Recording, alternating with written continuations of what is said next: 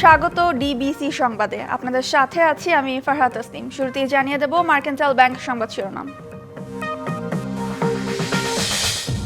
মধ্যরাতে ছুরি আঘাতে ঢাকা বিশ্ববিদ্যালয়ের শিক্ষার্থীর মৃত্যুতে উত্তাল ক্যাম্পাস। ছাত্রদল 24 ঘন্টার মধ্যে পদত্যাগ দাবি করেছে উপাচার্যের।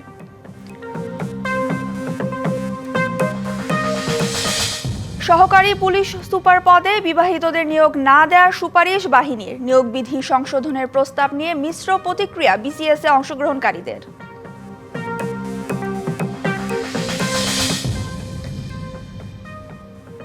শুরু হচ্ছে মালয়েশিয়ায় বন্ধ শ্রমবাজার চালুর প্রক্রিয়া। এ নিয়ে আগামীকাল হবে দুই দেশের উচ্চ পর্যায়ের বৈঠক।